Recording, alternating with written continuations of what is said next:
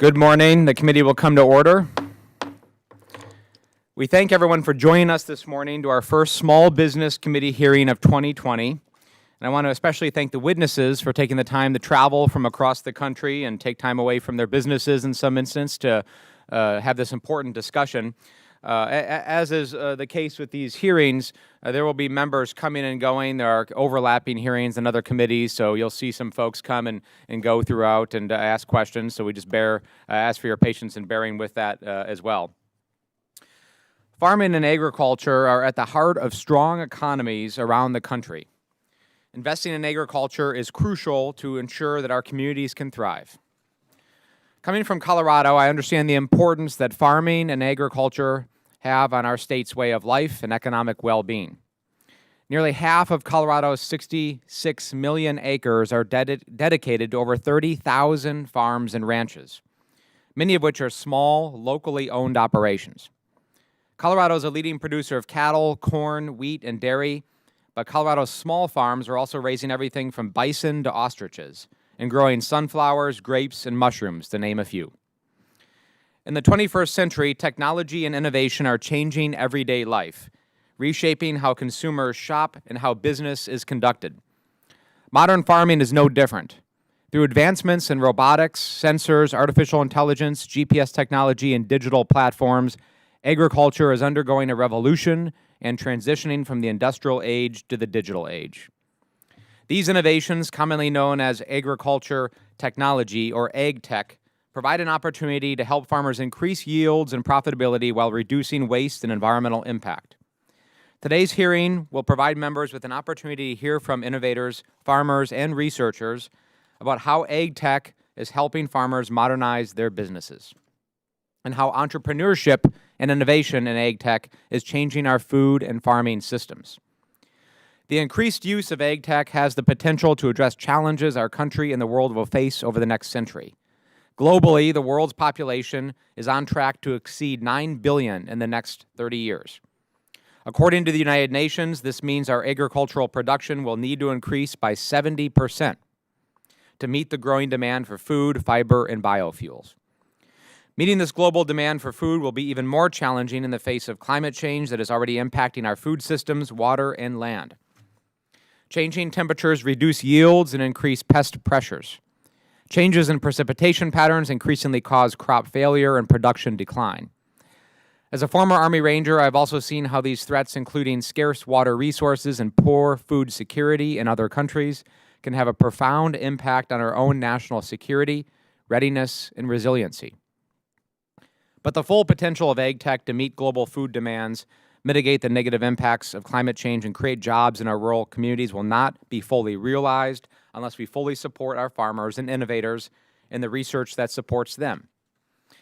Ag tech can spur innovation and growth in rural parts of the country, but like many other sectors of the economy, agriculture is struggling to find and retain a skilled and stable workforce. To address this, I worked with my colleagues on both sides of the aisle to pass the Farm Workforce Modernization Act, which will help create a reliable workforce for American agriculture. This legislation will help provide certainty for guest workers and for American farmers and ranchers, an important step in solving the labor challenge facing American farmers and ranchers. There should also be robust funding of agriculture research and development at the USDA to support farmers in rural communities. I am proud that Colorado is a hub of ag tech and innovation. Growing tech centers in the Denver and Boulder areas, funding opportunities through CoBank in my district, and a pipeline of talent from outstanding universities like Colorado State University and the University of Colorado Systems have helped make Colorado the second largest ag tech ecosystem in the country. As that pipeline develops the high-tech skills in food science, environmental engineering, and precision agriculture, these specialists will lead the ag tech industry forward. Finally, it is crucial to mention the need for greater deployment of high-speed internet in our rural communities. Outside of its importance in healthcare, education, and legal services, connectivity is the backbone of ag tech. Broadband makes it possible for farmers to aggregate and analyze data in real time, while tracking commodity markets and operating digital technologies. Small businesses and farms across Colorado suffer daily from lack of access to high-speed broadband services, due in large part to lack of investment. Reliable, affordable, high-speed broadband is a necessity, and why Congress must work to coordinate federal resources and make investments in infrastructure projects. Technology has become indispensable for all small businesses, and farmers and ranchers are no different. Small businesses play a vital role in providing products and services supporting America's digital farming revolution. I look forward to hearing from our expert witnesses today on how farming is being impacted by technology and how R&D is impacting small business growth and entrepreneurship so that the U.S. can once again be the world leader in agricultural research and innovation. And I would now like to yield to the ranking member, Mr. Balderson, for an opening statement. Good morning, everyone, and thank you, Mr. Chairman Crow. Appreciate it. Happy New Year, and look forward to a great 2020. I anticipate a great 2020 with another year of bipartisan camaraderie and innovation on Workforce Development Subcommittee. Today's hearing will explore agricultural technology innovations that are modernizing our farms and revitalizing rural America. Having spent time working on a family farm myself, I understand the impact farmers have on their community and our nation. Agricultural technology, or ag-tech, is a broad term describing a diverse range of technologies, including bioscience, big data, analytics, automation, and robotics, supply chain and logistics, and alternative business models such as hydroponics and meat alternatives. On farms, these technologies can increase productivity, reduce waste, and boost profits. On a larger scale, ag-tech entrepreneurship activity is boosting rural revitalizing efforts by attracting startups, jobs, and investment dollars to agricultural regions. With the diversity of technologies involved, ag-tech attracts entrepreneurs and investors from various industries and geographies. As we observe the astounding growth and impact of ag-tech ventures, we cannot lose focus on the primary stakeholders, our farmers. With uncertain markets and narrowing profit margins, farmers may be hesitant to take on additional risk that come with new technologies. For an example, an investment in precision agricultural systems include equipment purchases, installation charges, and precious time spent learning how to use and maintain these technologies. To be fully taken advantage of, the system must be compatible with pre-existing machinery, internet connectivity, and business model. To be worth farmers' investments, technologies must have a tangible impact on productivity and profit. As options rapidly increase, how do farmers determine what will work best for the specific business needs? I would like to thank our witnesses for being here today and to talk about these experiences for ag technologies and what resources are available to minimize the risk and maximize the benefits of investment. Thank you for being here today to represent this promising industry. I yield back, Mr. Chairman. Thank you, Mr. Balderson, and I agree with you on looking forward to 2020. We had some exciting wins and collaborations in 2019 and look forward to continuing that in the next year. The gentleman yields back. And if the committee members have an opening statement prepared, we would ask that they be submitted for the record. I would like to just take a minute to explain the timing rule. Each witness gets 5 minutes to testify, and each member gets 5 minutes for questioning. There is a lighting system in front of you to assist you. The green light will be on when you begin, and the yellow light will come on when you have 1 minute remaining. The red light will come on when you are out of time, and we ask that you stay within that time frame to the best of your ability. I would now like to introduce our witnesses, but before doing so, I want to ask unanimous consent to allow Congressman Jimmy Panetta, who serves on the House Agriculture Committee, to join the subcommittee hearing. Without objection, so ordered. Welcome, Mr. Panetta. Thank you. Thank you for joining us today, and I will actually yield to you to introduce our first witness. Thank you, Mr. Chairman. I appreciate this opportunity to be here to speak about a very, very important issue. And thank you, Ranking Member Balderson. I appreciate both of your opening statements and agree with absolutely everything that both of you had to say, so thank you. It's an absolute honor to be here. It's actually, it's quite a far away from where I come from, not just in the Cannon building, but in California. I come from the Central Coast of California, and it's otherwise known as the salad bowl of the world. Trust me, my fellow members on the Ag Committee get sick and tired of me saying that, and they've heard me say it over and over. Now you get to hear me say it, but I say it with a lot of pride. because they're on the Central Coast of California. You name it, we grow it. We have hundreds and hundreds of specialty crops. There's a reason why we're not only the salad bowl of the world, but we have the garlic capital of the world. We have the artichoke capital of the world. We have the berry bowl of the world. We have specialty crops. But as many of you know, specialty crops can be very difficult to harvest. Specialty crops take that human discernment when it comes to soft fruits and vegetables as to figuring out what is safe, what is ripe, what is ready to be picked, what is aesthetically pleasing to the consumer. Because as you know, most of the time, those products, once they're picked, they go right into the cartons. Those cartons go right onto the shelves of the stores, and those cartons then go home with us, and then those products go right into the mouths of our sons and daughters. And so it does take, at this point, a very skilled, you have to be very skilled in order to harvest this product. Now, for a long time, we have relied on humans to do that, especially on the Central Coast of California. That is why, Jason, I completely agree with you. The Farm Worker Modernization Act was a very, very important bill that I'm proud to say is not only passed on a bipartisan basis in the House, it must be passed in the Senate and signed into law. But in the meantime, the other avenue that we must go down is ag tech, as you mentioned. But this type of technology for these types of crops, we're behind it. We're lagging.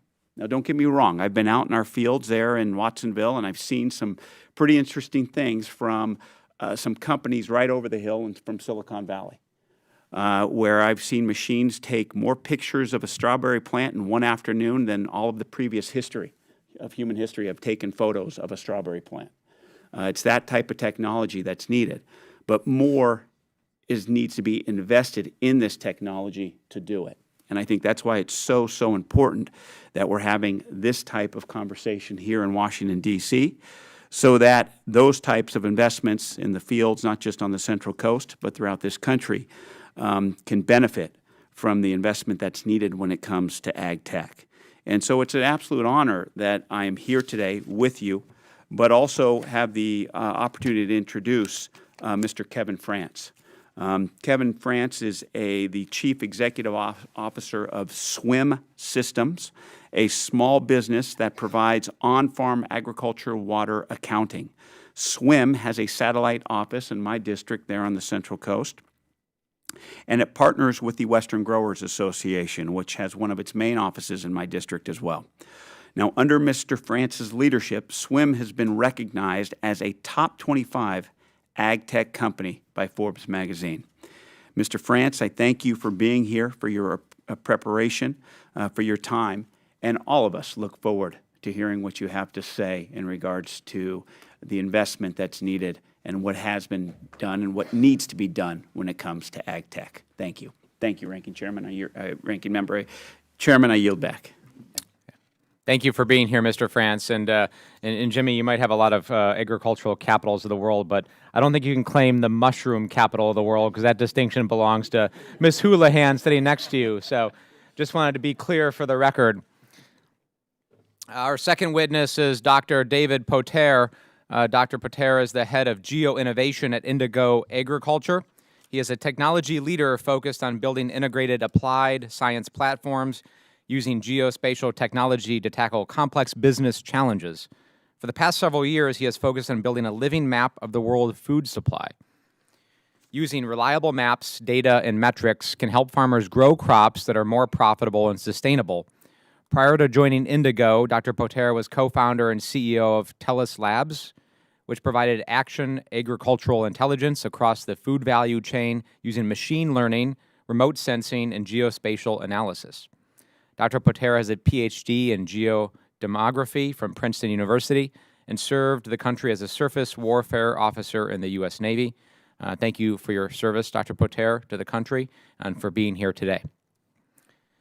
Our third witness is Mr. Roberto Mesa, a beginning farmer and co-founder of Emerald Gardens, located in Bennett, Colorado. While a grad student at MIT in the Art, Culture, and Technology program, Roberto was inspired by student projects addressing food production in urban landscapes. His career quickly transitioned from the arts to agriculture with a focus on food access.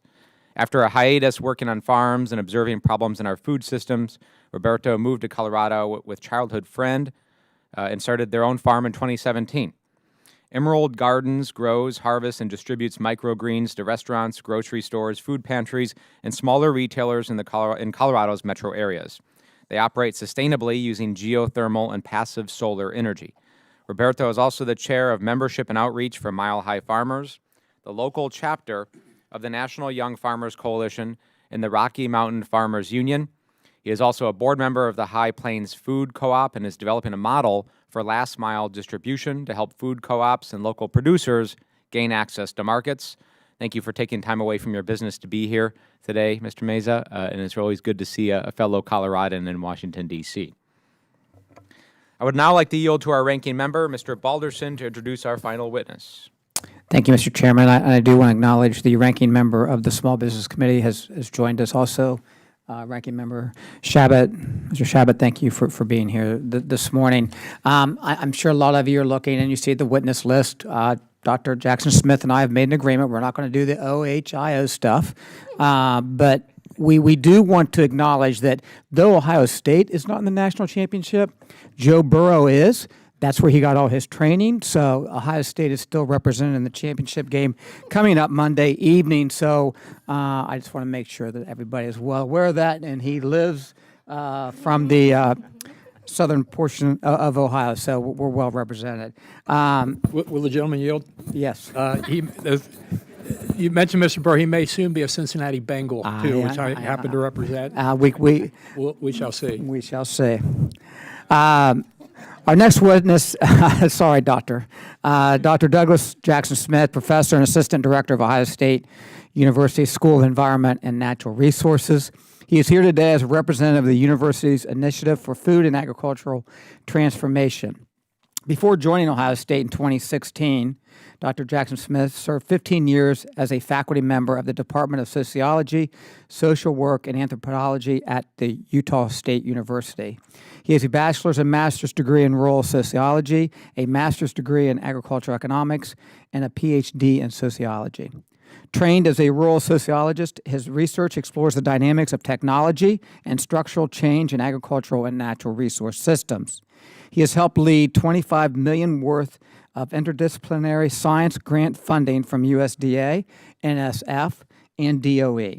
Dr. Jackson Smith, we thank you for your research in this field and appreciate you taking the time away from your work to be here with us today. Thank you. I yield back, Chairman. Thank you, Mr. Balderson. And all due respect to the ranking member and to Mr. Chabot, Dr. Jackson Smith received his academic training from University of Wisconsin. So go Badgers. Not to be outdone this morning. Thank you very much. Mr. France, you are now recognized for 5 minutes. Thank you, Mr. Chairman. And Congressman, thank you very much, and other members of this committee. Appreciate the opportunity to speak with you today on the impact of agricultural technology in rural America. And I appreciate this opportunity to share some of my experiences. My name is Kevin France, and I am Chief Executive Officer of Swim System. My graduate and undergraduate degrees are in business administration, and my professional experience includes developing technologies through public partnerships that can be integrated into the private sector. Prior to the Internet of Things, also known as the IoT revolution, sensors were not generally connected to the Internet, and as a result, data was gathered manually, normally by a grower, when time permitted in between growing. Now sensors are being connected to the Internet, and data is being made available in near real time. Growers need better access to this game-changing technology in order to sustain our agricultural economy in the face of ever-increasing water shortages. SWIM is an on-farm agricultural water accountant, twice recognized as the top 25 ag tech company by Forbes magazine, and we maintain a distribution agreement with Western Growers Association, one of the largest agricultural trade organizations in the nation. Our clients are made up of growers of all sizes and shapes. We provide complete water use reporting, including applied and consumed water resources on a real-time basis by field and by crop. Similar to the way your CPA provides a detailed statement of financial accounts, money in, money out, and from what source, we enable growers to quantify and protect their water allocations well into the future. Our initial research was originally funded by private investment and underpinned by state water conservation grants. The technology was then developed over a 5-year period through an agreement with the USDA, Colorado State, and Utah State universities. Our first issued patent was actually co-developed with the help directly alongside of the USDA. Depending on their location, a grower may have access to river water, access to groundwater. Some have access to both. Unlike other farming inputs, however, water is the only component to a farming operation that has no alternative source, and if not available, could put the farmer completely out of business. By way of example, take the Colorado River. It's a prime surface water source for 7 western states, and it's over-appropriated by as much as 40%, leaving some farmers without water to grow crops in which our nation severely depends upon. Years of drought exacerbates this situation. As another example, take California's recent passing of the Sustainable Groundwater Management Act to manage overpumping of its aquifers. With these upcoming restrictions, at least 500,000 acres of farmland in the Central Valley of California will be without water, most likely, which means no crops will be grown on those acres. Our clients tell us that they fear their livelihoods and the legacy of their operations, many of which have been in their families for generations. Growers need access to updated technologies to fight the consequences of drought and lack of water availability that is widespread throughout the U.S. The equipment we most often see in the field fails to provide the accurate water accounting needed today. We see roughly about 1 in 5 flow meters in the field producing data that is off by as much as 25%. And old-fashioned open canal measurements where they shove a yardstick in the water, off by as much as 40%. Consider what this means. Our experience shows us that many of the current funding sources are geared toward research. These contributions are valuable, but the net sum result of many of these projects simply lead to more research without much private sector engagement, unfortunately. The USDA NRCS has programs that are designed to help farmers and irrigation districts implement technologies. They include EQIP and RCPP funding sources. These programs, although well-intentioned, are tough to plan around as funding cycles do not track with grower needs, and the application process is difficult to complete. Funds for these programs are managed and distributed generally on a regional basis, making larger, more scalable projects that can benefit multiple regions more challenging to implement. We've seen that firsthand. One promising example relates to a project that we're currently finalizing along the Colorado River in Arizona with support of the federal government. Client is working with the Bureau of Indian Affairs and Bureau of Reclamation to co-fund a swim deployment in an area that will benefit significantly from this type of water use data. This funding project could be expanded through a partnership with BIA and BUREC to multiple users along the Colorado River. More meaningful scaling could be achieved. To provide a paradigm-shifting technology and embracing of that technology on a wider scale, funding sources must be flexible and allow for approval on a project-wide basis across different regions, opposed to a region-by-region basis as it's currently done. Thank you again for the opportunity to share this story with you today, and I look forward to answering your questions. Thank you, Mr. France, for that testimony. And I would be remiss if I didn't recognize that you are bringing your family here as well. And it's my understanding that it's at least your youngest daughter's first time in Washington. So welcome to our nation's capital, to the France family as well. Youngest and oldest. Thank you, Mr. Chairman. All right. Thank you. Dr. Poter, you are now recognized for 5 minutes. Thank you, Chairman Crow, other members of the subcommittee. Thank you for the opportunity to testify in today's hearing. You know, fundamentally, growing food has always been a venture of small businesses. And that is true here in the United States, despite all that we hear about consolidation of farms. Today in the U.S., no sector has a higher percentage of small business ventures than agriculture. And that's not only the farmers that are growing the food, but the shippers and carriers that bring that food to market, the accountants and CPAs and agronomists and mechanics that help bring that crop out in the world.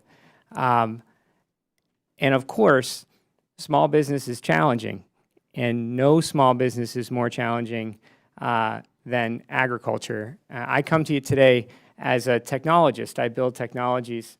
I'm not a farmer, but I've been serving farmers for the last 5 years, building out a better system of agricultural intelligence using satellite and weather technology that is the result of hundreds of millions of dollars of government investment over the last many decades.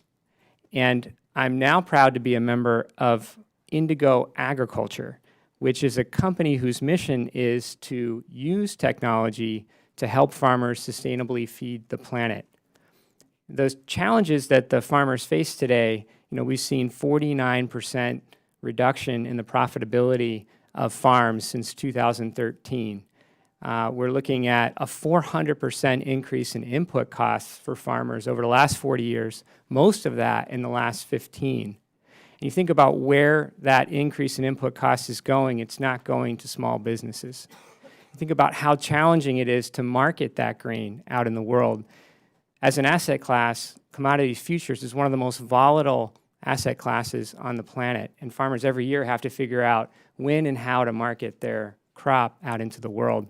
It's hard to be small in the food system, and at Indigo, we believe that technology is a part of the solution to making farming a more viable profession, and that small business opportunity a more viable profession. And the two aspects of our business that I want to share most with you today are around bringing that crop out into the world via Indigo Marketplace and learning how to grow a new kind of crop, learning how to become a carbon farmer.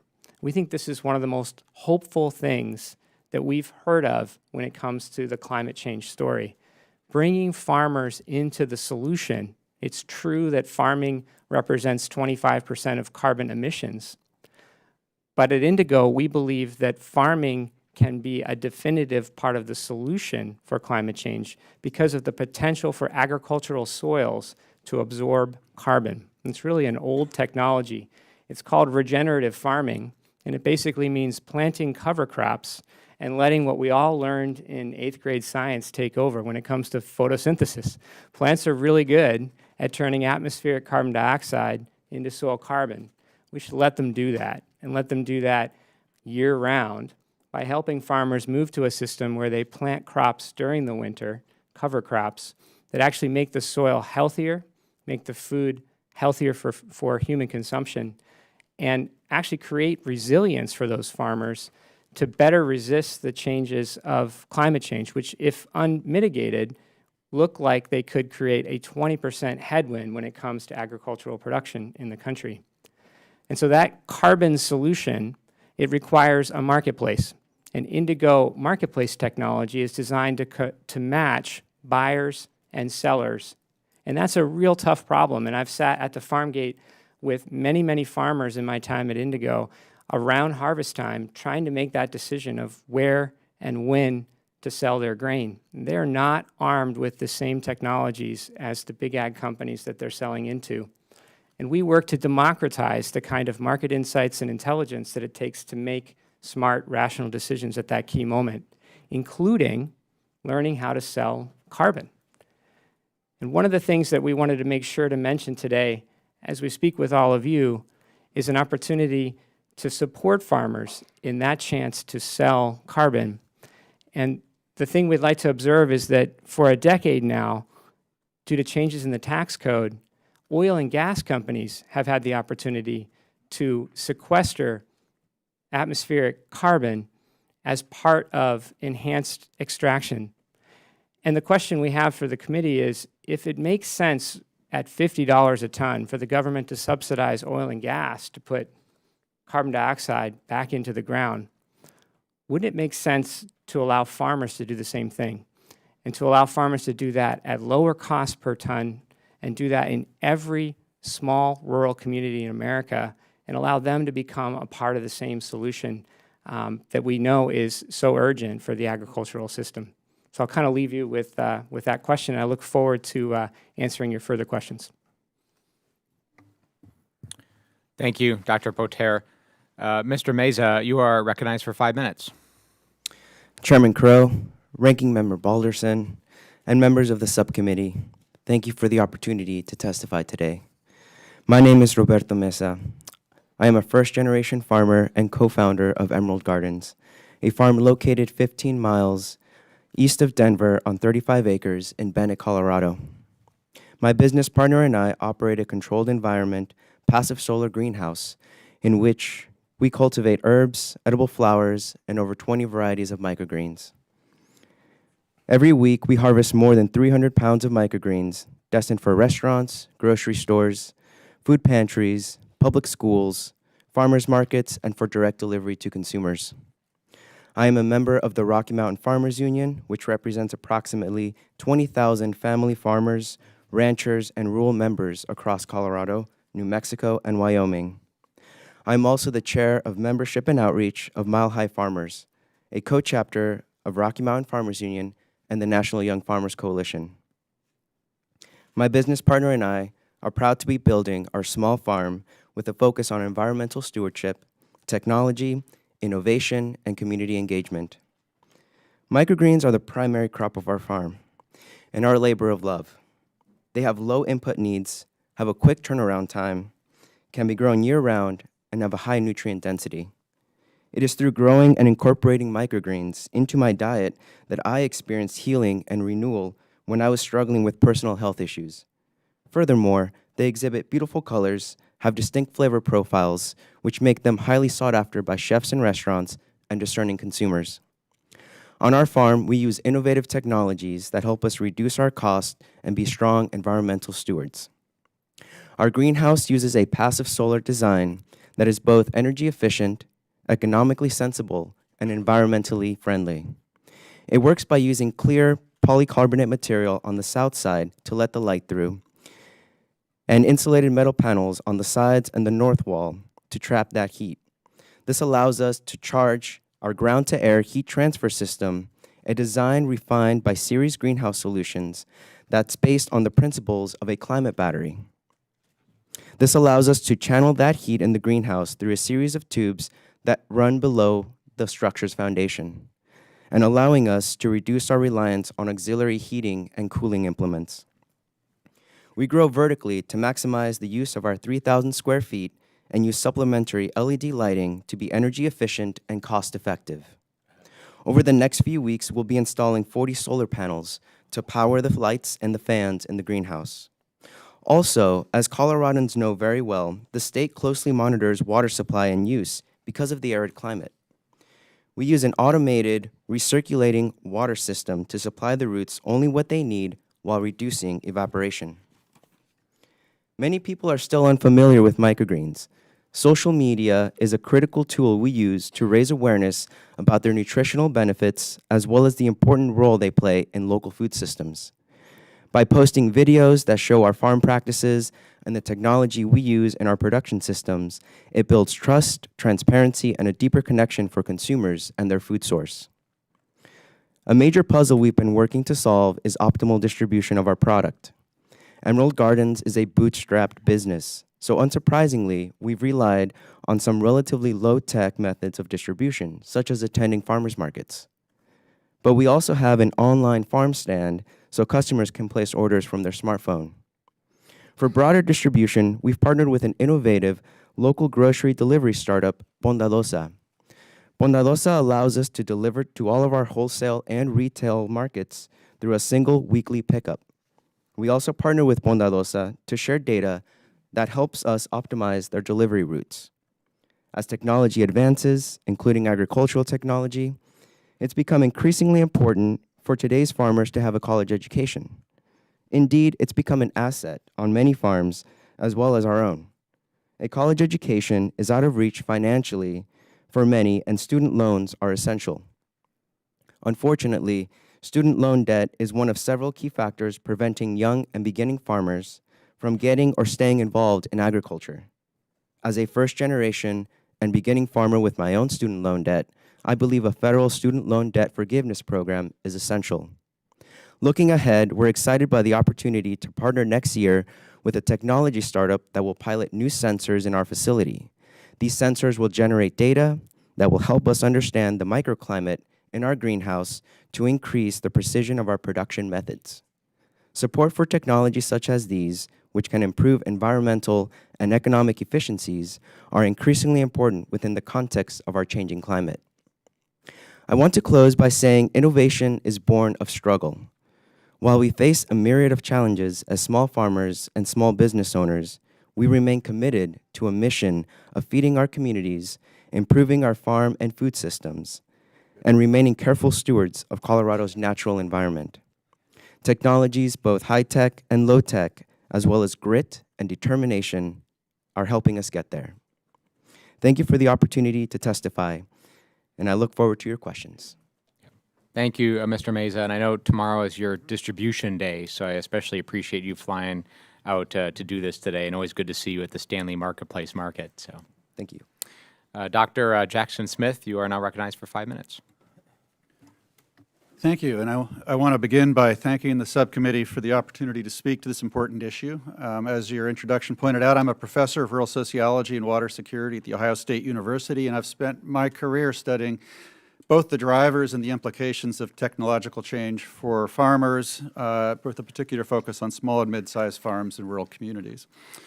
My comments today also reflect the contributions of a colleague, Dr. Casey Hoy, who's the Kellogg Endowed Chair of Agroecosystem Management and the Director of the Initiative for Food and Agricultural Transformation that I could speak more about later at Ohio State. So many of the challenges faced by small businesses stem from structural disadvantages that they face in competing against large-scale specialized businesses that serve global commodity markets and benefit from economies of scale. But that said, there's reason for optimism for the future of small and medium-sized farms, agribusinesses, and food companies. Changes in consumer preferences, expanding markets for food products that offer social, economic, environmental, and health benefits, supportive public policies, and most importantly for today's hearing, a whole raft of cutting-edge technological innovations provide a foundation for reinvigorating small businesses in rural America.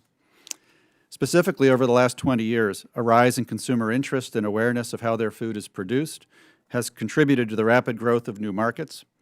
And in response, we're witnessing the resurgence of diversified farm and food supply chains in the U.S.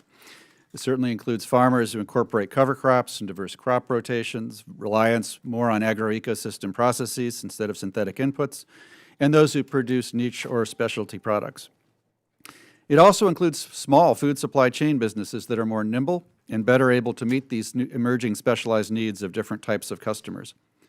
In our written testimony, my colleague and I list many examples of innovations that could help support these diversified farm and food businesses, and for the sake of time, I'm just going to highlight a few in my oral comments.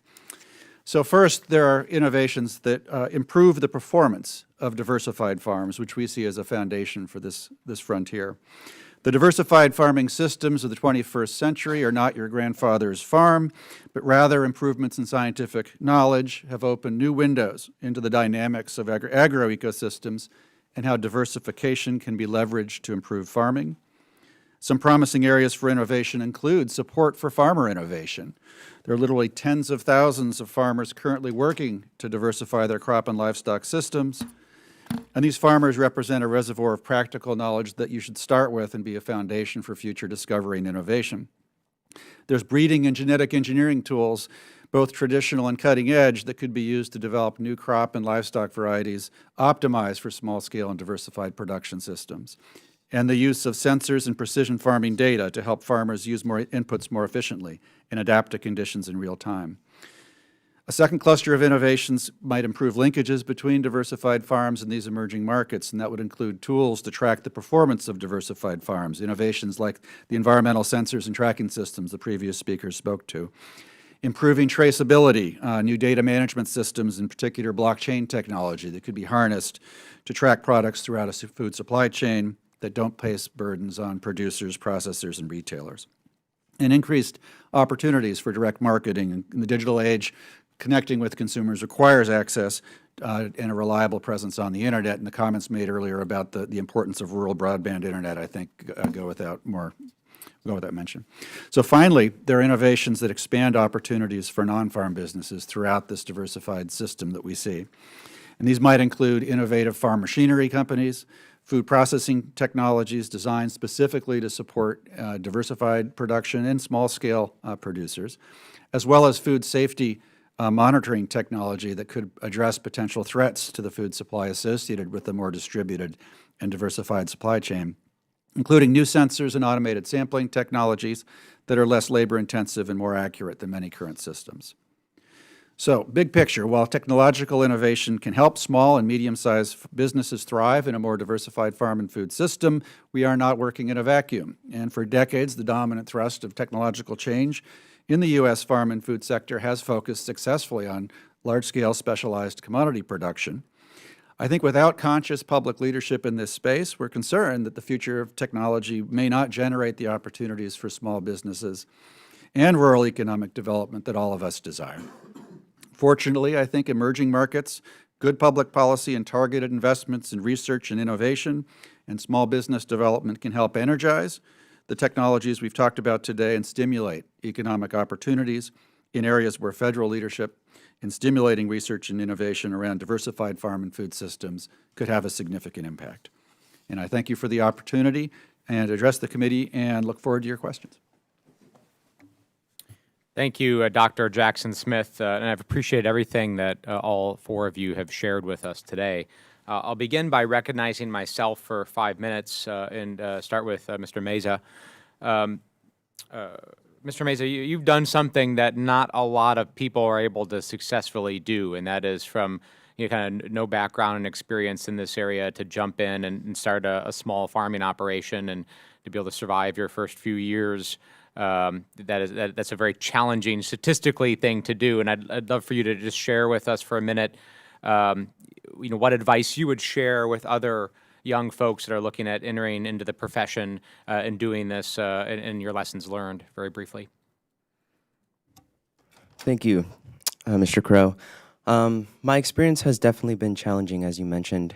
I think one of the reasons why we've been successful is our involvement in our community, in our farmers union, working with extension offices, and also identifying appropriate technology and crops that are sought after in our community. As you know, Denver is a blossoming culinary world, but it also has an underdeveloped food system. So with those two factors in mind, we've targeted microgreens as the perfect crop to really address a lot of those factors. For us, it's been an opportunity to explore and research different models for how to create a niche for ourselves and how to create a viable business. With the support of our community and the solidarity with other farmers, it has allowed us to get to where we are today.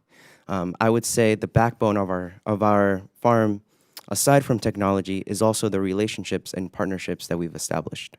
So I would definitely advise beginning farmers to collaborate, especially with their local community. And I know the last time we had a roundtable together at the Rocky Mountain Farmers Union, there was some discussion about what you mentioned on the burgeoning restaurant market. We've added almost 50% population, almost 2 million more Coloradans in the last 2 decades, which has led to a boom in the restaurant industry. But one of the biggest challenges is getting fresh produce to those restaurants in a timely way without them sitting on the shelf and having the spoilage. And I know some folks in the union are experimenting with online platforms to do that, where a restaurant can order something up in real time and get it within hours. Have you had experience with that, and are those platforms, do you think, are valuable? Definitely. These platforms allow us to have a really strong relationship and communication avenues with our markets and our buyers. Growing microgreens allow us to generate enough product every week to cover the immediate needs of chefs and restaurants. So we've been able to capitalize on the benefits of microgreens in order to satisfy the needs of our blossoming culinary enterprises. And is there a role, in your view, for this committee in helping young folks with the startup costs or the barriers on those platforms? Because one of the things I love about this is you can't outsource fresh produce, right? I mean, it has to be grown locally and produced locally and sent to local restaurants.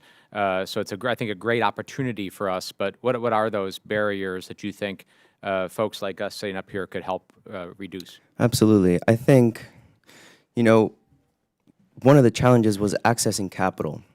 When my business partner and I decided to start a farm in Colorado, we didn't exactly know how to approach it. We didn't know what products to grow, and we also wanted to be mindful of food waste.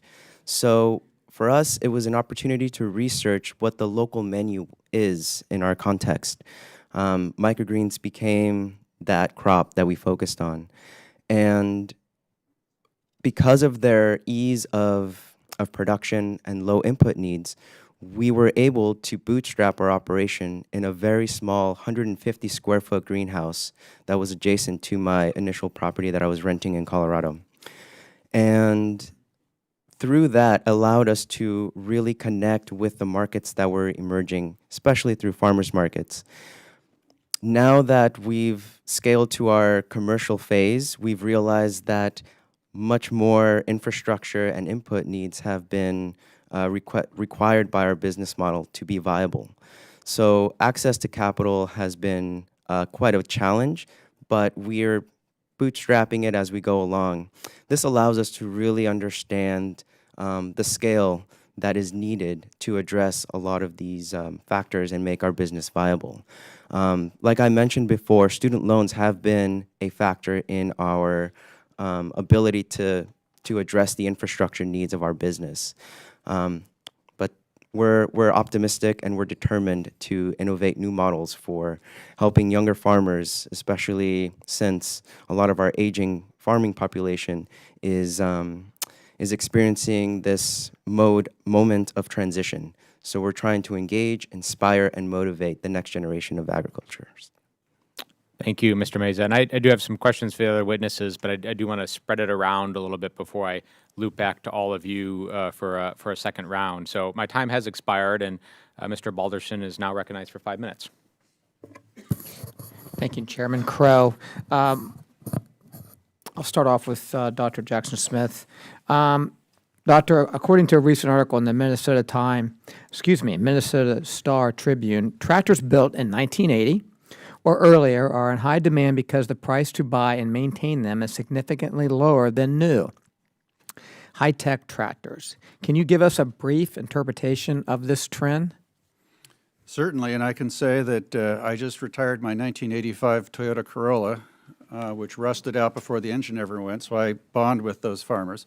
And when I farmed for 25 years, and when I farmed, I understood the value of this kind of tier of technology.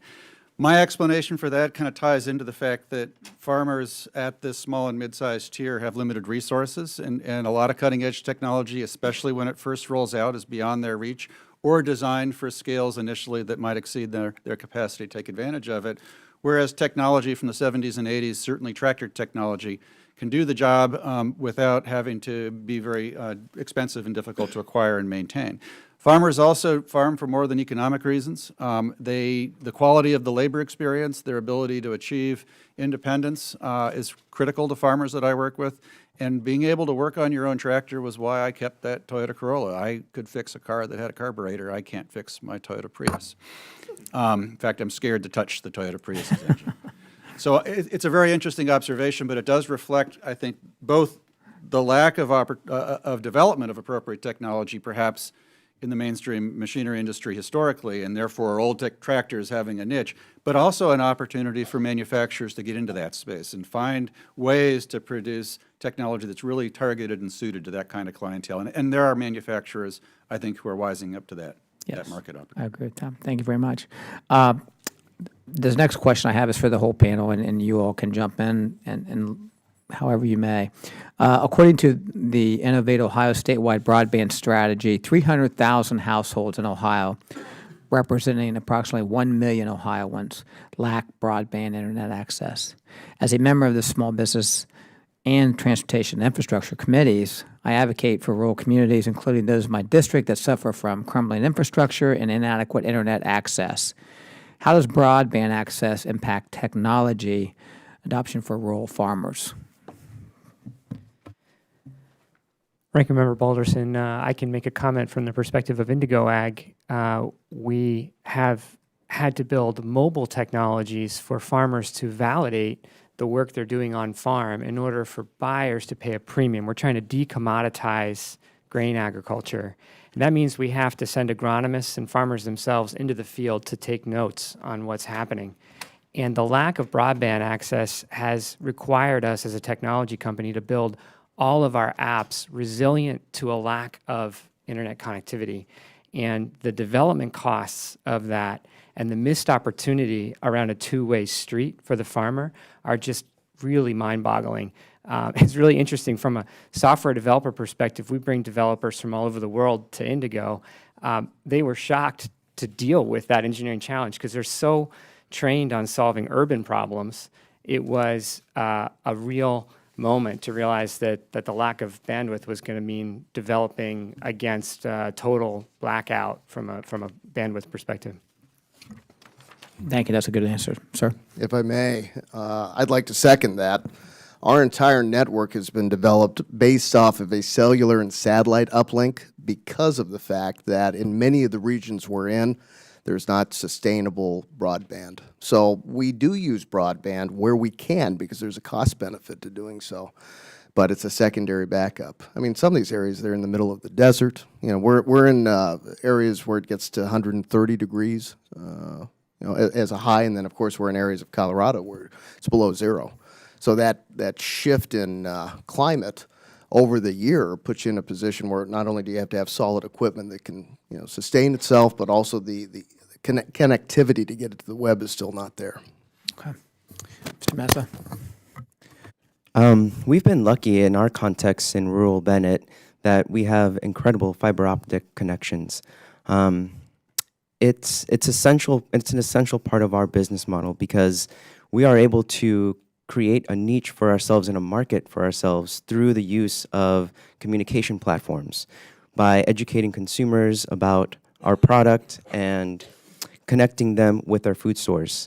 That's pretty much how we've been able to create this business for ourselves. And we also need this technology to utilize the sensor technology that we're using to mitigate any energy waste that we may encounter in our production methods. Thank you very much. Mr. Chairman, I yield back. Thank you, Mr. Balderson. The gentleman yields back. The gentlelady from Kansas is now recognized for 5 minutes.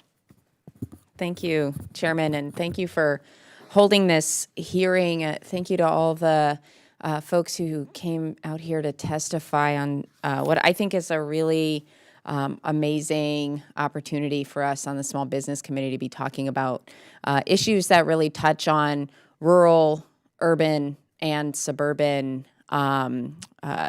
points of contact here. I represent the 3rd District in Kansas, which is home to Garmin, so we've got a lot of the precision agriculture technology is, it's very important to the district I represent, but also in my state, there is really, I would consider there to be a big push toward the sustainable agriculture that you all have been talking about today. Johnson County Community College has a sustainable agriculture program that I had the opportunity to go and visit, and one of the things they brought up was how hard it can be for people to get into some of the types of farming that you've been talking about, the smaller farms, getting into some of the crops that people are less familiar with. And so I guess the question for anyone on the panel who wants to help enlighten us is, how can we as the Small Business Committee or Congress help support that pipeline? And also the technologies that I think I'm particularly excited about, the carbon sequestration piece. But I would love to hear from you about how we can really implement or make the programs that we have existing better for you all. Congresswoman Davis, I appreciate the question, and I'll maybe address in particular the carbon opportunity. It's something we wrestle with is, if this is such a win-win, coming to a regenerative system means you can use less inputs, farm more profitably, make more healthy food, and be paid for it, why haven't we seen the transition, right? I mean, farmers are entrepreneurs. If it was that compelling, why are we seeing only 2 and 3 and 4% of all American farmers doing those things. And we think the barrier in large part is risk and know-how. So it's risky to change the model. And the model is conventional farming is well understood. And so anything that stretches conventional farming introduces risk. And so, I would suggest that anything that that Congress can do to create incentives around overcoming that first barrier. Once folks have been doing this for 2 and 3 years, it's actually a more profitable farm, but it's overcoming that initiation obstacle that seems to be a big part of the blocker. If I may add to that.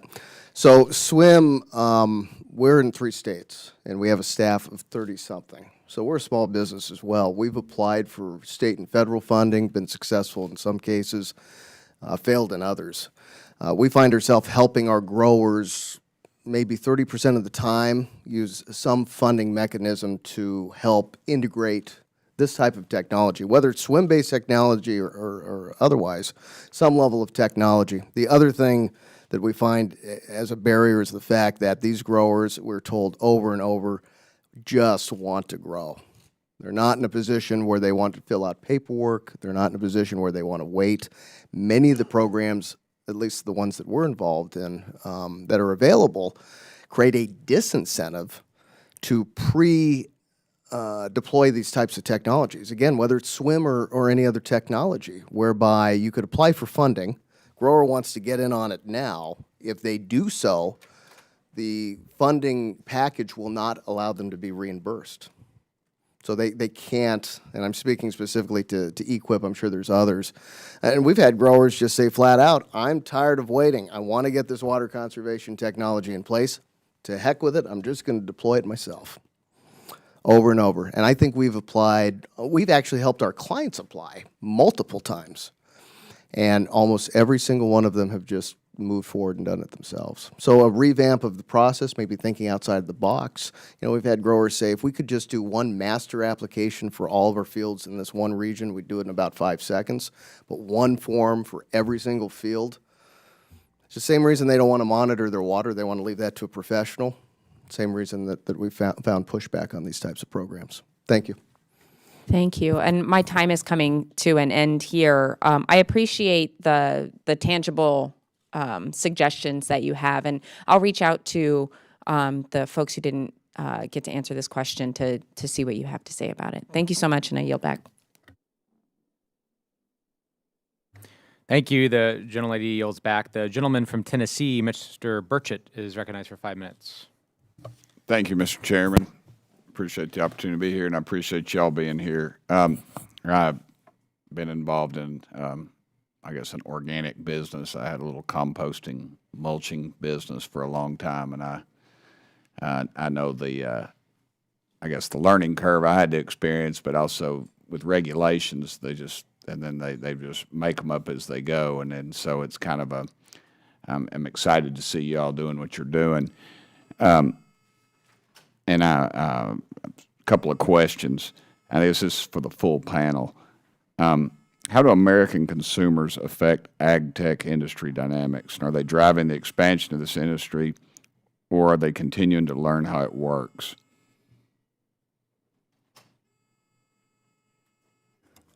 Thank you, Mr. Burchett. You can call me Tim. We're good.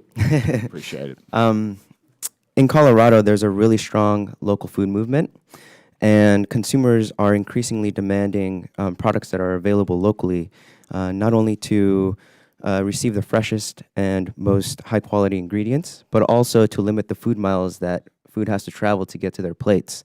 So we've been able to address that by the kind of crop that we grow. And not only that, but I think there's also this greater awareness of the participation we all have in establishing a sustainable local food system. It's really the ecosystem that we all partake in, farmers, consumers, everybody that's involved in food. So it really is a driving force because we grow for the consumer.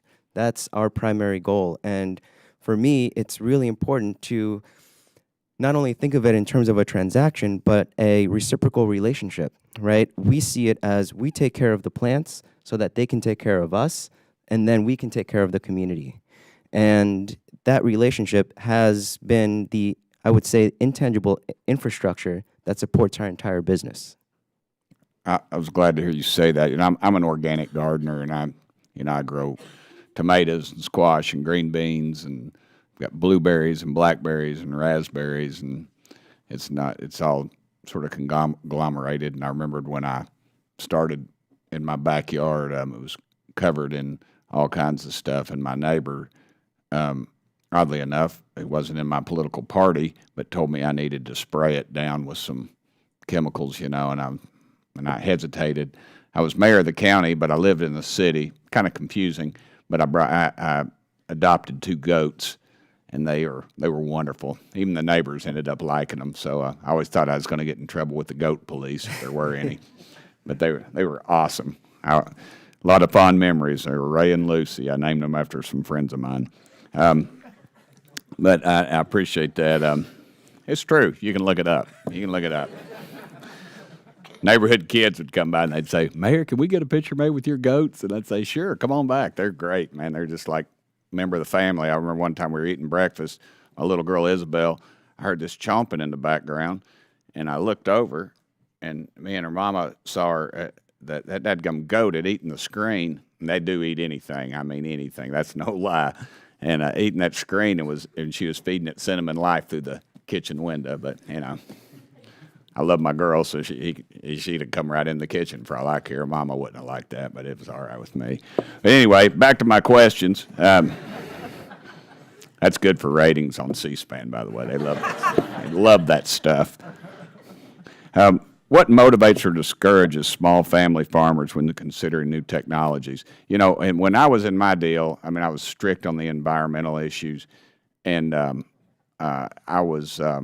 it seemed like our universities were not, they didn't like the organic aspect. And I found out later that a lot of the funding comes from some of the big boys who I taunt regularly on my Twitter page about, my organic berries and stuff, and which I'm sure it brings them to their knees.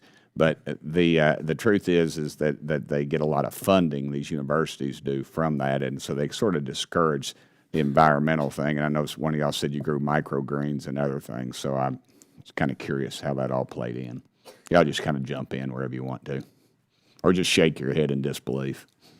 Since you pointed out universities, let me just jump in on this one. And I think the interesting thing about universities, I think the world has changed, that universities are now very much focused, as agriculture in a way it wasn't 30 years ago, on this sort of emerging consumer-driven market. There was skepticism when I started my career about whether organics was the real deal and whether there's real science behind organic farming. It's now a $50, $60 billion industry. And so that's woken up a lot of researchers to the possibilities of being in that space and helping to optimize those systems in the same way we've optimized conventional agricultural systems. And I think for farmers, the area of diversification and regenerative agriculture is going to be the next frontier. It's complex, it's going to require a lot of support and targeted work, but I think if I'm to be self-serving, universities are going to play a role in helping solve and figure out some of those fundamental science dynamics of those systems that entrepreneurs and innovators will be able to develop new technologies that can help farmers adopt. All right. I see I've run over my time once again, but I really appreciate y'all being here. Thank you in all sincerity. I dig entrepreneurs, and we've got to encourage that. We've got to encourage the university and through all these emerging new markets. It's very encouraging. Sorry, Mr. Chairman. I yield back none of my time. Thank you, Mr. Birch. I think everyone's disappointed that your time has expired, including me. Always one of my the viewers are. Some of my favorite 5 minutes of all the committee hearings, so appreciate it very much. But I'm sure you'll go viral, so, we can watch it later. Gentleman's time has expired. The gentleman from Oklahoma, Mr. Hearn, is recognized for 5 minutes. Thank you, Mr. Chairman. I have no goat stories, but I did grow up on farms. I thank the ranking member as well, and thank you all for being here today. As a small business owner for almost 35 years now, and job creator, and all kinds of farming and ranching over the years. But I'm also an engineer, so I really appreciate technology and what it does to make our lives better or confuse us, one or the other, a lot of times. It's allowed for a lot of increased efficiencies, and you've related to that in your testimony. And it's also, I'm very familiar with IoT and what it's done for changing America, the legacy equipment we have out there. You know, because small businesses and startups have created numerous innovation and agricultural technology to help aid American farmers. Specifically, these innovations have helped farmers to identify problematic factors impacting their crop productions, how to become more efficient. And, you know, there's been a lot of conversation about more sustainable food production, the creation of a stronger resistance to environmental factors, which is huge, to create more yield. To continue this success, it's essential that we as elected officials are fostering growth for startups and small businesses rather than creating more barriers. One of the things, if you know the history of this committee, it's a really bipartisan committee that really works on trying to cut through all the politics of what's out there to really get things into the hands, ideas, and remove barriers for our entrepreneurs to go out and create a lot of jobs. You know, unfortunately, a lot of times when the government tries to get in the way, and I know a lot of times when you will come here, you're asking for the government to get involved, and we can also be the worst nightmare because everybody has a wonderful idea that tends to stifle growth and innovation. And one of these examples of the barriers stems from a 2011 study you may be familiar with, which found that due to regulations, bringing a new plant biotech variety to market costs an average of $136 million and more than 13 years to complete. In an effort to reduce these burdens, both Obama and Trump administrations have called for reforming our agricultural biotech rules to reduce costs, improve efficiency, and reflect decades of safe use. That said, there is more that we can do to improve our regulatory environment. This is something I'd like to ask each of you about. And so the question is, in our 2.5 minutes, and we'll just start right here and just kind of move down, if you don't mind. Do you all have thoughts or recommendations, specific or general, on ways we can improve the regulatory climate, remove unnecessary market barriers, or allow for better small business participation in this critical sector? Sir, I'd write a book on that if I could figure that out. Probably be a bestseller, be my guess. But in all seriousness, as far as regulation goes, we've spent a lot of time in our particular area looking for ways to take already established programs and make them work for our clientele. So we're talking EQIP, RCC funding through a third-party source, directly going to BOR, BIA. I struggle with asking the government to come up with another program. I would suggest looking at the programs we have there and giving more leeway to those that already have the ability to kind of look outside the box. For example, with a lot of the USDA funding, that's issued on a regional basis. You know, it's issued to regional offices, if you will, and then they place it.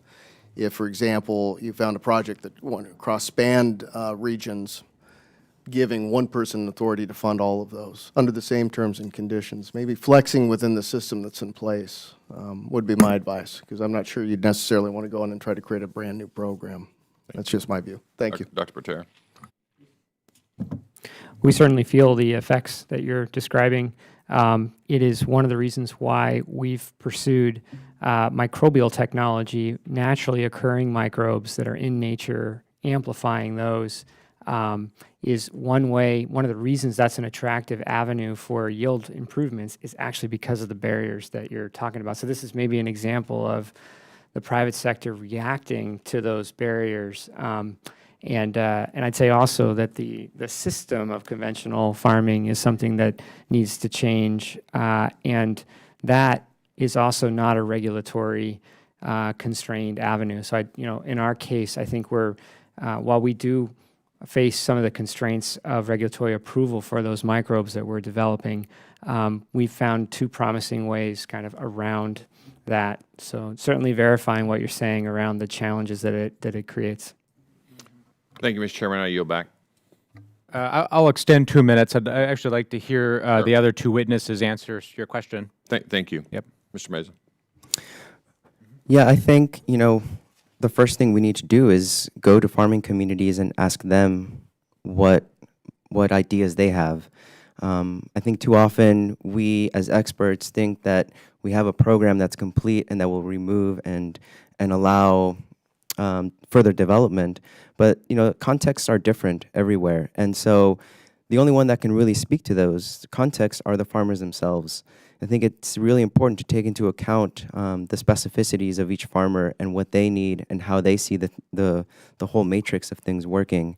Another thing that I think would help is, we all know that big ag has been subsidized, so we should be able to channel some of the funding into regenerative agriculture, new innovative models for producing food, and hopefully we can come up with a nice brainstorming session that will yield some innovative models.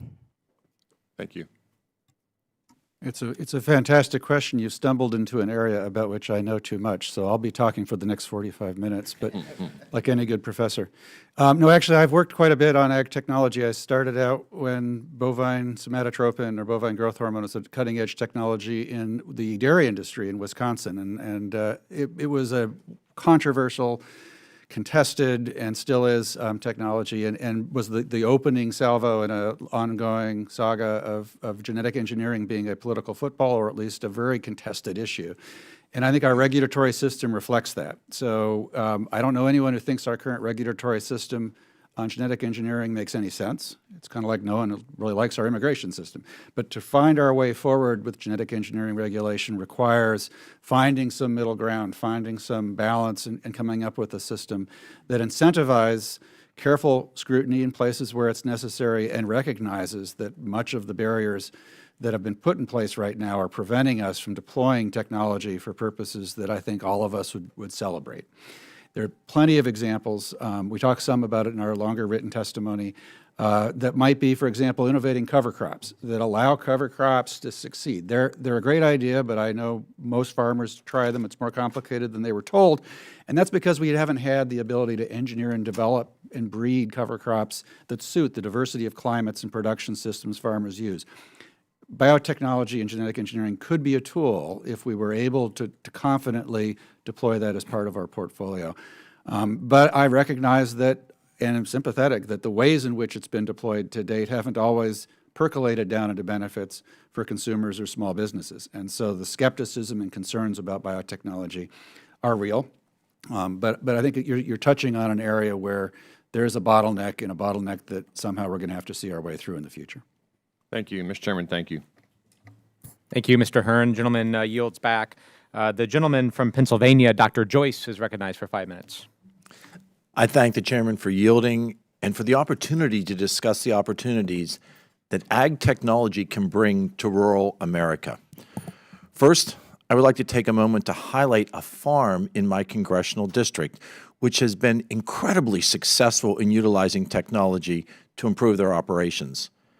Jan and Dan Turner own and operate Ewe Lamb Wright Farm, an 80-acre farm in Shippensburg, Pennsylvania, where they primarily raise hair sheep and lambs. Several years ago, Dan and Jan entirely relied on a system of spreadsheets and Post-it notes to record the growth and any medication, vaccination, trimmings, other details relevant to managing their flock. The process to collect this data was tedious, and it required them to access the sheep one by one, flip through pages of spreadsheets to find the corresponding records, and then input the updated relevant information into the spreadsheets. To improve this process, the very innovative Turners joined the National Sheep Improvement Program and purchased a system which consisted of ear tags with an RFID chip and a handheld chip reader, as well as a Bluetooth-enabled scale that works with the chip reader. This technology has allowed them to collect more data and do it in a fraction of the time. They have seen a remarkable 4-to-1 time reduction in the barn and a stunning 12-to-1 reduction in labor on data entry. More importantly, the Turners not only save time, but the additional data enables them to improve quality of care to the flock and decreases the stress on the animals and the shepherds. In the words of the Turners, and I quote, "It's like having a farmhand who has X-ray vision and almost perfect memory." We can all agree that technology of this magnitude can be revolutionary for small and medium operations. However, as noted by your testimony here today, major hurdles continue to develop and impede the deploying of these technologies. And this technology relies in a large part to broadband access.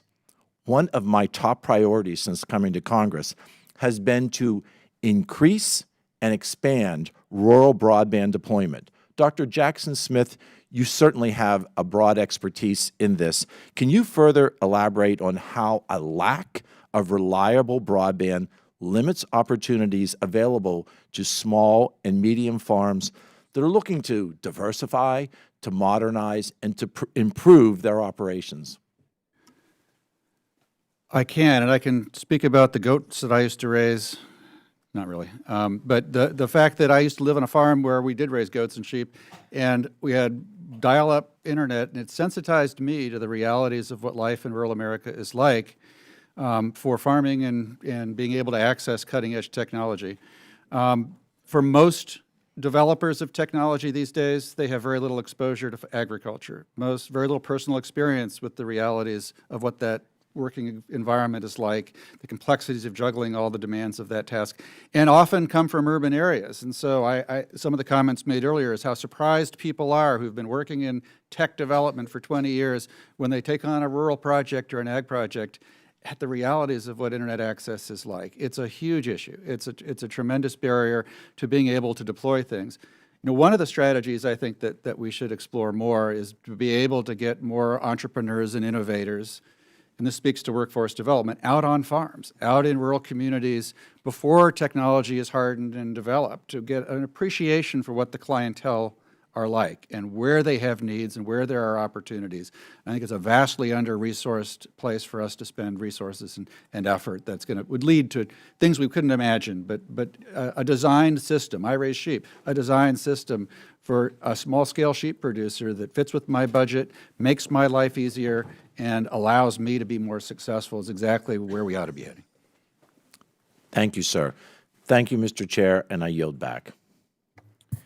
Thank you, Dr. Joyce. The gentleman yields back. The gentleman from Texas, Mr. Vesey, is recognized for 5 minutes. Excuse me. Thank you very much. I wanted to ask questions for Mr. Jackson Smith.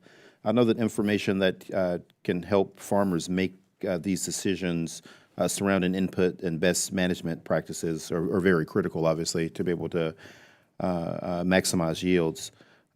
As the digital technology and tools become more available, how do you think this is going to change farmers' behaviors as it relates to conservation? I think conservation is where we're going to see some of the major opportunities in terms of technology-driven, data-driven, information-driven decision-making.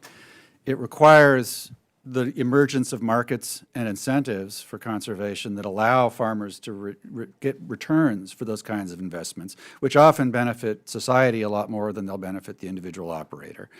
I think my comment earlier speaks to the fact that if not appropriately tailored to the needs of rural and small and medium-sized operations, a lot of technology might not give us the benefits that we'd like to think that they can achieve. And so I think that's where there's a role for all innovation is going to come from the private sector. There's a critical role for small and all businesses to innovate. But for the federal government or governments in general to build the infrastructure that creates the template in the 21st century for success, and rural broadband internet is one of those key infrastructure investments that will never make sense to a Verizon wireless company because there aren't enough customers per mile, but make tremendous sense in terms of us being prepared to be a key player and small and rural communities being a key player in the future. But also trying to train and develop a workforce that's capable of being sensitive to the needs of agriculture. To develop, I spoke in my oral comments about getting farmers more involved in research. And I went by it quickly, but I've come to the opinion that conservation innovation is going to go a whole lot faster if farmers are there at the very beginning of that process to help design solutions than if we work from the outside and innovate and then try to sell things to farmers. And so I think supporting programs that embed farmers with universities, I do that every day of my work, but also embed entrepreneurs and businesses to a greater extent in farming and rural communities will be some of the hidden ways we can really accelerate innovation in that space. Do you think that innovation in that space is embraced by people in agriculture, or is it something that has to be sort of gradually, sold to them, or is it something that people are very open to, or is it more of a hard sell? So I'm a social scientist. I get the phone call from my technology-oriented colleagues who say, we've invented something, farmers don't use it. You come along, wave your magic sociology wand and tell us how we can better get people to do that. I have learned to turn that question back and say, well, I've always found that things that work are pretty easy to convince people to use. If you've designed something that really solves a farmer's problems or fits with the kind of context they're making decisions, it's a whole lot easier to get to that adoption. It's simple to think that farmers do or don't want to do conservation, but it's actually a lot more complicated. I've rarely met farmers who don't want to do conservation. Ubiquitously, people are very sensitive about their environmental footprint. They want to be good stewards. They want to leave the land in better shape than they found it. That's what agriculturalists are like. When farmers aren't doing conservation, it's usually for reasons that make sense. There's costs that exceed anything they can afford, without returns that compensate for that, or technologies that sound better than they might actually operate, like the cover crop arena. We need to do a lot more to make cover crops be something. And when we design solutions, I think, in partnership with farmers, we're going to find that the end of convincing people, of telling people and educating them is no longer going to be the barrier. It's really something that tends to unfold on its own. Yeah, well, thank you. I yield back. Thank you. The gentleman yields back. The gentlelady from Iowa, Ms. Finkenauer, is recognized for 5 minutes. Thank you, Mr. Chair, and thank you guys all so much for being here today. I know some of you guys traveled pretty far to be here, and it means a lot. And as the chair said, I am a congresswoman from Iowa. I represent Iowa's 1st congressional district. It's about 20 counties in northeast Iowa. We touch Illinois, Wisconsin, and up to Minnesota. And innovation in agriculture is huge for us, and doing it right and making sure that our folks in Iowa have access to the innovation it's one of our top priorities, but also something that we struggle with because of our lack of access to broadband, which I know you guys have touched on quite a bit today, but I think it's just important to keep hammering this home, why this is so important. You see, in my district, it was about 3 months or so ago, I had FCC Commissioner Jessica Rosenworcel out to Iowa 1. We went to a farm in Dyersville, showed her some of the new equipment that was out there in regards to precision ag. But then also, as we were sitting there and, she was talking to some of the young farmers in the area as well. One of the guys came with his dad, who I think he just got out of ISU, and he's trying to show her on his iPad the operation they have, they're pork producers, for their feeding operation. And as he's pulling out the iPad to show her, the thing won't load. And it was just a perfect example about why we have an issue when it comes to folks having access to the innovation that's already here, but also what that means in the long run as well about what we're going to be missing out on if we don't get this right sooner than later when it comes to broadband and making sure that our farmers have reliable connectivity and fast connectivity. And I know, Mr. Patel, I know you spoke about this, doing some innovative work on trying to create apps or different things that would make it so that if you had low connectivity, it would still work. And I think that's great. But what I would like to know is, what are we missing out on right now because we don't have the high-speed connectivity reliably throughout the country? And what would that actually mean for innovation if we had that? So you could focus your work on apps and other things that could do even more versus on trying to bring them down to where they work on low connectivity. Congressman Finkenauer, Yeah, I think I'm going to highlight 3 examples of the things that we're missing out on. What we have today is essentially a one-way street where we build apps that are resilient so we can log a bunch of data, and then once you get to a broadband area, dump it back out into Indigo servers.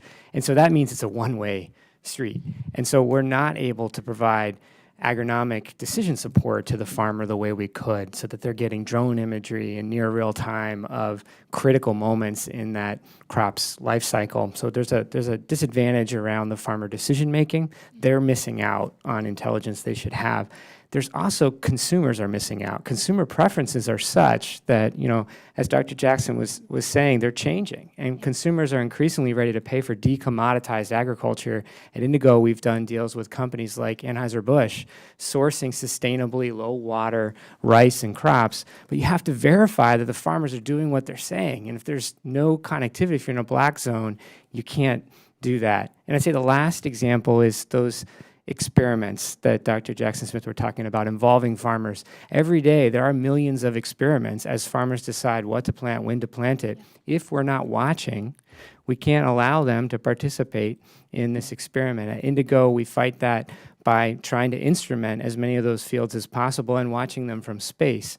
But that's a half measure. The reality of prevalent broadband would be all 3 of those things, I think, get a lot better and just accelerate us. Well, thank you so much. And again, I appreciate you all taking time to be here today. This is such an important topic. And thank you, Mr. Chair, for holding this hearing. And with that, I yield back.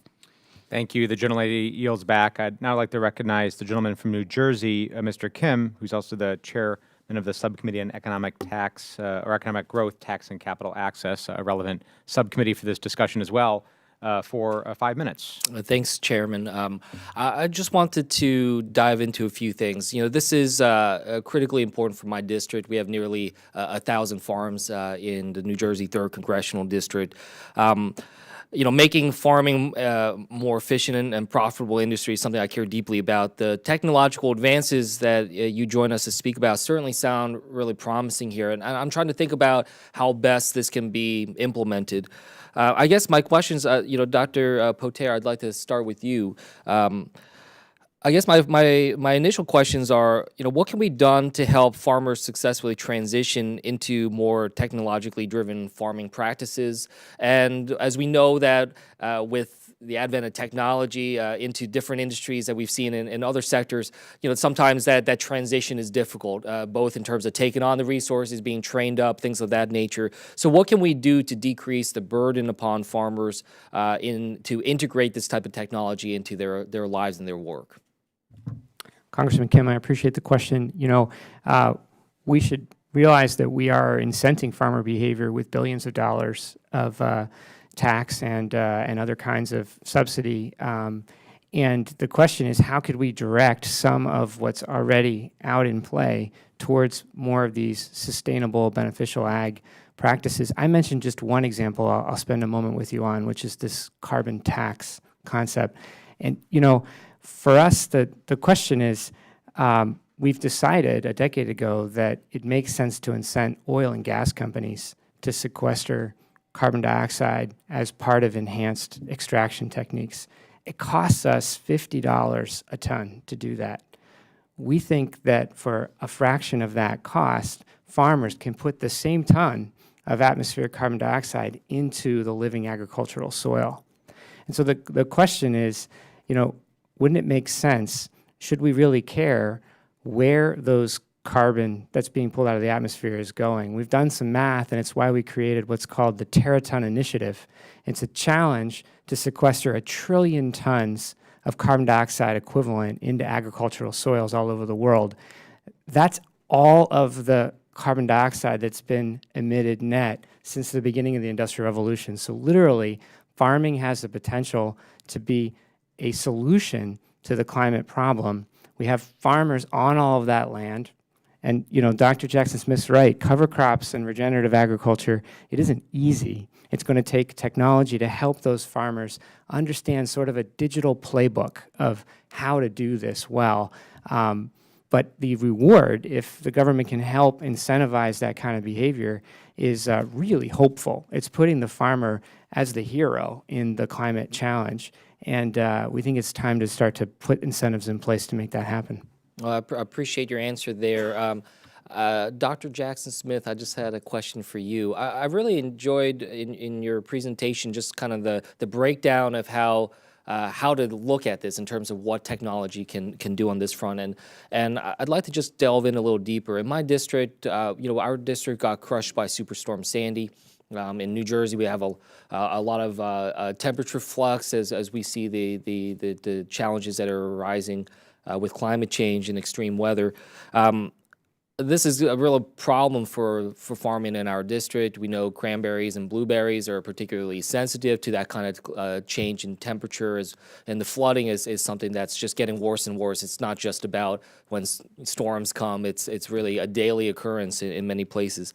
So I guess my question to you is, how can technology help lessen some of these harmful effects, the impacts of such events, as well as increase the resiliency when we're looking at farming? So I think one easy big picture answer lies in the concept of diversifying our production systems. So to the extent that we look more towards agri-ecosystem based solutions, we're going to need farmers and farming systems that produce a wider range of crops, that have soil building practices that give them resilience in the face of extreme weather events that we know is possible. And we're going to have to develop the technologies and the markets that allow that to be a viable and expanding and exciting opportunity. And so I think it's that combination of putting a package together to take us to that next generation of agriculture that's going to show up as a more robust and resilient agricultural community in your district. To the extent that we can help those farmers make that transition in ways that make sense to them, we'll succeed. Yeah, well, look, these are all things that we'll have to work together to do. Chairman, I yield back. The gentleman yields back. Thank you very much. We want to thank all the witnesses for taking time out of their schedules to be with us today on this really important topic, and there was a really fantastic testimony on issues that we all look forward to working on and trying to find ways to help the industry. As we've heard today, small businesses are at the forefront of the ag tech revolution as both producers of exciting new technology and as farmer and rancher users to become more efficient and sustainable over time, helping that transition to occur. In the 20th century, the United States public investment in agricultural research and development was a driving force behind innovation and increased efficiency. Yet U.S. Public investment in agricultural research and development has decreased steadily since 2002, being surpassed by China actually in 2008. So I'm going to thank our witnesses for being here today to share the challenges and opportunities to help reverse that trend and make really smart and wise investments. I think we all view our role here, and there's great collaboration on this committee, is trying to find ways to reduce barriers and to help spur innovation in the private sector, the public sector, and research institutions and universities as well. There's tremendous work going on. I think we all recognize that, and we want to be helpful in reducing the hurdles and barriers so that that can continue. So I'd like to ask unanimous consent that members have 5 legislative days to submit statements and supporting materials for the record. Without objection, so ordered. And if there's no further business to come before the committee, we are adjourned. Thank you.